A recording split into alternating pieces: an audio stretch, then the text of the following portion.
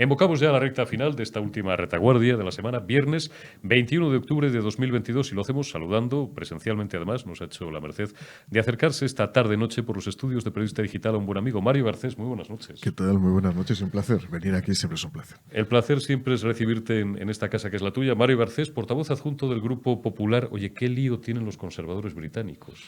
Pues sí, y además creo que era absolutamente subsanable y era evidentemente evitable. Es decir, por una parte, nosotros defendemos, igual que ellos, una política de bajada de impuestos y en ese sentido consideramos que es una palanca necesaria e insustituible para reactivar la actividad económica.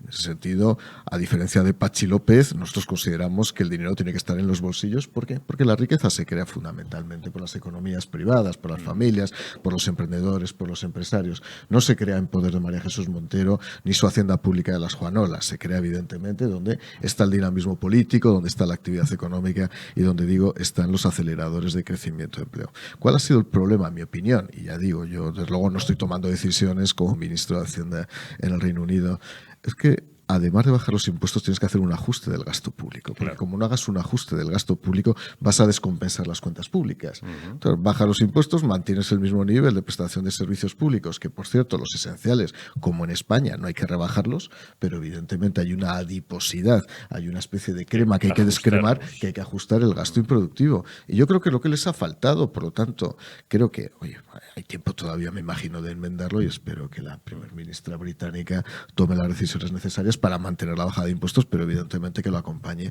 con una racionalización del gasto público. Lo hablábamos anoche con algunos de los mejores economistas de este país, con don Daniel Lacalle, con María Blanco, con Rayo, creo que Juanma López Zafra también entró en redes sociales en el debate, y veían ustedes ahora el pantallazo, que también lo hemos utilizado antes para la entrevista con Almudena Negro, de ese excelente artículo, en mi opinión, esta mañana en el diario Expansión de José María Rotellar, es decir, impuestos, bajada de impuestos sí, pero no a costa del gasto, como dice Mario Garcés. Aquí lo lamentable, Mario, es la situación de práctica descomposición política, demoscópica por lo menos, en la que queda el Partido Conservador, porque ahora mismo, pues no sé, están en el 20%, una cosa así. Se está produciendo un fenómeno en toda Europa que todavía no se ha dado en España, y espero que no se dé en España como representante que soy del Partido Popular, y es de descomposición de la forma de partidos, de la configuración partidista que ha habido a lo largo de los últimos 15 años, ¿no? Fruto probablemente de las contradicciones, de las crisis que se han vivido en los últimos 3 años, una crisis social derivada y política, derivada de la crisis sanitaria, de la crisis bélica, y en ese sentido creo que es muy importante tener credibilidad. Si los partidos pierden credibilidad o se suman a una especie de competición permanente de contradicciones y de paradojas, al final irán perdiendo y van a nacer nuevas fuerzas políticas. La irrupción de las redes sociales, de un modelo mucho más rápido de hacer política, donde surge cualquier composición de una manera inmediata, fruto de personalismos o no personalismos, de inquietudes sociales colectivas, la verdad es que va a hacer, desde luego, perder la configuración que había habido hasta ahora. Hoy por hoy en España se mantienen las dos grandes formaciones políticas como ejes centrales de la política, pero no nos descuidemos, que como lo hagamos mal, pueden surgir otras formaciones. Por supuesto, pueden surgir otras formaciones. Volvemos ya a la política doméstica. Venimos a nuestro país. Prepárame, Omar, el siguiente pantallazo, que también lo hemos utilizado hace unos minutos, y es ese varapalo que le ha pegado el Tribunal Supremo en las últimas horas al Gobierno, en concreto a la vicepresidenta segunda, a Yolanda Díaz, ministra de Empleo, porque ha rechazado el alto tribunal que los despidos durante el COVID fueran nulos y ha desautorizado, por tanto, la prohibición del Gobierno. Ya hemos leído, pues en Voz Populi, por ejemplo, y en otros digitales también esta mañana, cómo los abogados laboralistas, bueno, pues acusan, y hombre, si alguien sabe de esto son los abogados laboralistas, acusan al Gobierno de haber hecho política con todo este asunto, y también las organizaciones empresariales, las principales, la COE y la CEPIME. Nuevo varapalo judicial al Gobierno, Mario. Nuevo varapalo, y en un ámbito como el derecho liberal y en un ámbito como el de la libertad de empresa. Y lo voy a explicar muy claro. Claro que durante la etapa de la pandemia hubo una crisis que provocó el cierre de muchas actividades económicas. Pero lo que no se podía era prohibir los despidos, porque eso afecta directamente a la libertad del empresario. Si quieres cubrir como gobierno, que ahora voy a explicar mi tesis que la defendí desde el primer minuto, quieres cubrir la situación de posible desfase presupuestario, de desequilibrio económico-financiero que tienen las empresas para pagar a los trabajadores, oye, que se haga cargo el Estado. Yo como liberal, que me la fean mucho, me dicen, no, o sea, tú recurres al Estado cuando hay una situación de este tipo, evidentemente. El Estado tiene una función subsidiaria y la tiene que desempeñar en casos extremos. Y los casos extremos se vieron ahí. Si el Estado toma una decisión de cierre de determinadas actividades empresariales, lo que tiene que hacer es compensar a las empresas, no darles ayudas. Una ayuda es para fomentar una actividad. Si alguien establece una regla jurídica por la cual impide que un establecimiento empresarial abra, evidentemente tengo que compensarla económicamente. Es una indemnización patrimonial, como pasó en Italia, como pasó en Francia y como pasó en Portugal. Lo que no puedo hacer es prohibir los despidos. Es que si no, las empresas se hunden, como se hundieron tantas empresas. Y por cierto, como se siguen todavía cerrando muchísimos negocios en este país, por mucho que intente maquillar las cifras, tanto Pedro Sánchez como Yolanda Díaz. Está claro. Siguiente asunto, que no hemos hablado de ello en este foro, ley trans y el carajal que tiene organizado el Partido Socialista, el Grupo Parlamentario Socialista, y también en el seno del Gobierno de coalición, del Gobierno Social Comunista. Exministros del PSOE cargan contra la mala gestión de la ley trans. Bueno, ya conocen ustedes que hace 48 horas, si nos ven en tiempo real, Carla Antonelli pidió su baja del Grupo Socialista, del Partido Socialista, donde había militado más de 40 años, y que el señor Jaime Asens, portavoz de Podemos en el Congreso, pues echaba ayer espuma por la boca en una entrevista que le hacía Carlos Alsina a las 8:30 de la mañana en Onda Cero, porque decía que Carmen Calvo está meciendo la cuna. Bueno, Carmen Calvo, no sabemos si Carmen Calvo mecerá alguna cuna o acariciará en sus rodillas algún gato, pero es verdad que esto lo que se da de bofetadas es con el feminismo tradicional, las cosas como son. Totalmente, y os puedo comentar desde la perspectiva de alguien que ha sido secretario de Estado de Servicios Sociales e Igualdad. Yo en su momento, con el movimiento feminista, fundamentalmente el movimiento feminista tradicional, el de Lidia Falcón, el de las tradicionalistas socialistas, podía llegar a acuerdos y podía llegar a ciertos principios de acuerdo. Pero ya les dije un día, conforme vayáis avanzando en el pasapalabra del LGTBI, iréis destrozando el feminismo. Porque desde esa realidad binaria que se conforma por la realidad biológica de los dos sexos, que son hombre y mujer, conforme intentéis dar el paso al género, del sexo al género, que efectivamente, y lo voy a dejar claro, yo en esto ya sé que hay gente que no está de acuerdo conmigo. Si uno a partir de los 18 años se siente mujer porque se sienta mujer y se quiere operar, que se opere y se convierta en hombre, como ha pasado en los últimos 40 años. Que por favor tampoco le demos muchas vueltas a este tema. El problema es que intentemos cooptar la voluntad de los menores por la vía de otorgarles facultades que no pueden tener porque no tienen capacidad para discernir todavía. Esa es la realidad. Pero si alguien con 18 años, 19 años se quiere operar, que se opere, por cierto. Eso lo financie él, porque evidentemente ya veríamos, esto daría para otro debate, si es un problema psiquiátrico, es un problema de posible depresión o es un posible... Porque, y vamos a dar el dato, en un porcentaje elevado de casos de personas que tienen disforia, son casos que están bajo tratamientos depresivos. O sea, hay que analizar realmente qué es lo que hay detrás de estas circunstancias. Hay otros que no, hay otros que lo quieren hacer voluntaria y conscientemente. A partir de ahí, pues queda claro una cosa, y va a sorprender que lo que voy a decir. Yo admiro a Carla Antonelli desde ayer. Y voy a decir por qué. Yo con ella he discrepado en muchos temas. Entre otras cosas, su maximalismo en materia de ley trans, que no comparto de ninguna manera. Pero ayer hizo, o antes de ayer hizo, un acto de coherencia política. Consideró que su partido no estaba a la altura de las circunstancias y presentó su dimisión como diputada de la Asamblea de Madrid.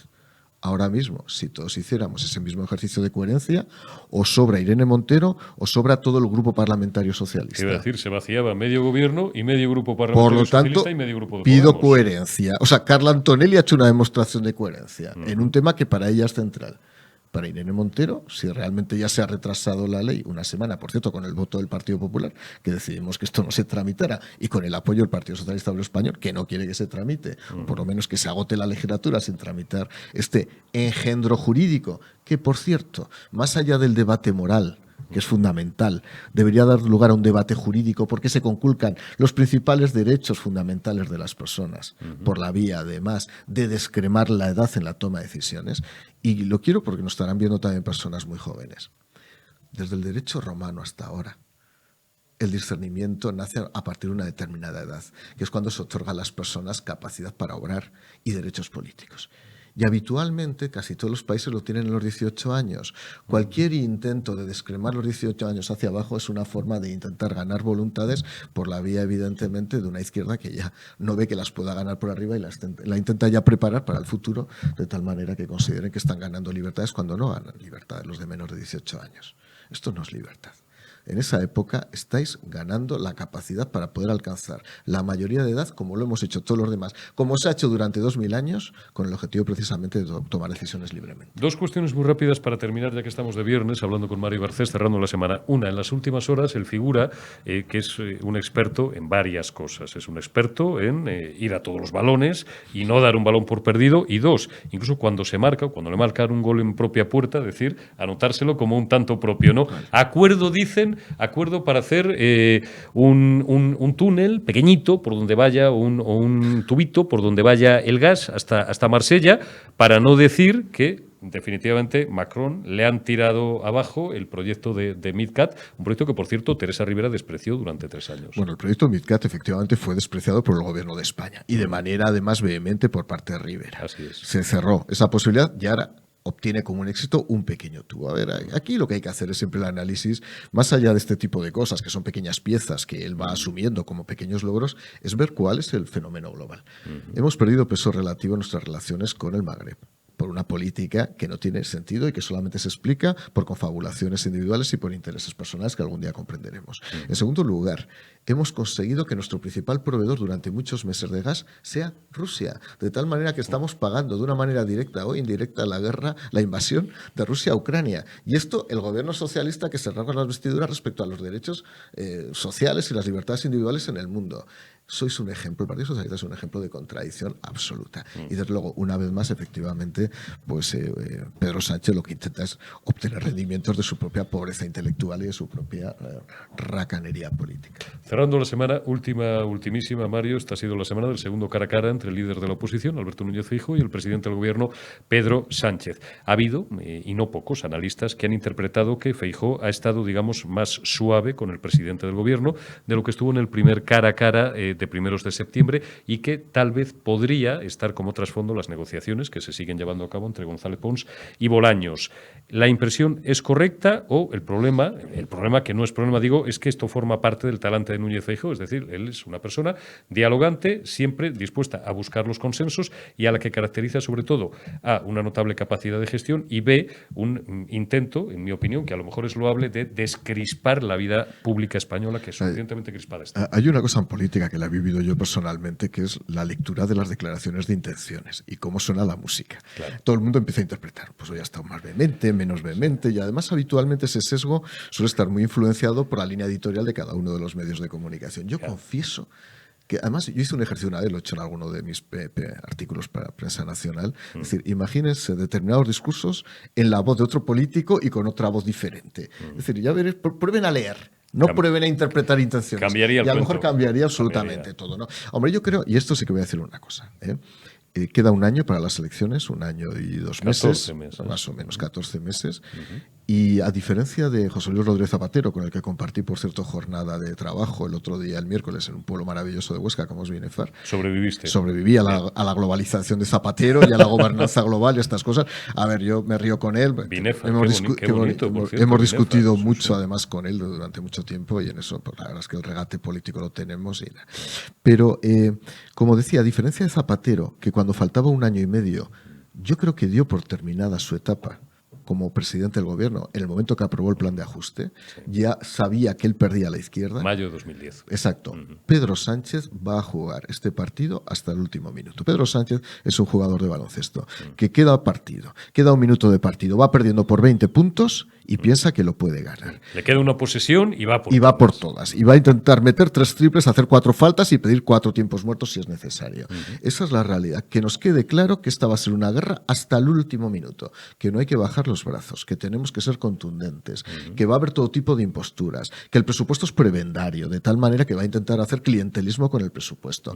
Que la última medida ya es de traca peronista, que es bajar las retenciones solamente para que el año que viene la gente piensa que cobre más y dentro de 2 años, cuando seguramente él ya no esté en el gobierno, se le pegue un sablazo a los españoles, porque en ese momento tendrán que pagar todo lo que se ha deducido de más durante la etapa del año 2023. Esa es la realidad de Pedro Sánchez. Y en cualquier caso, ya digo, no bajemos los brazos y, más allá de declarar intenciones, peleemos por un cambio en España que está inminente, y que no nos engañen ni las encuestas, ni los sondeos, ni actitudes, evidentemente, que van a ser absolutamente falsarias a partir de ahora. Pues esperemos que así sea, Mario Mario Garcés, portavoz adjunto del Grupo Popular en el Congreso, gracias por acercarte a Periodista Digital. Muchas gracias e invitaros hoy al cine. Hoy se estrena La piel del tambor, Sí, una señor. película en la que actúo y oye, es una oportunidad de acercarnos a ver una maravillosa película con guión de Arturo Pérez Reverte, la novela de Arturo, que además está muy satisfecho con la adaptación. Dice que es la mejor adaptación a una de sus obras y por tanto todo el mundo invitado al cine. Yo le decía el otro día a Mario Garcés, es la mejor adaptación. Mario Garcés ayer tuvo la gentileza de invitar a unos amigos a un pase privado, bueno, de los que se invitan también los críticos de cine, ¿no? Así es. Varios pases en los días previos al estreno de una película. Yo le decía a Mario Garcés que a mí también me encanta la adaptación del Maestro de Esgrima de Homero Antoniuto y Asunta Serna, pero esta de verdad es de una calidad sobresaliente. Por cierto, me dicen que te mueres muy bien en esta... Y no es hacer spoiler porque me no matan es muy el final. bien, me matan muy bien y ya está. El que haya leído la novela y además empieza la película con mi muerte. Empieza la película con mi muerte, pero no desvelaremos quién es mi asesino. No desvelaremos nada más, pero es una trama fascinante. Muchísimas gracias, Mario Garcés. Cuídate. Muchísimas gracias a vosotros.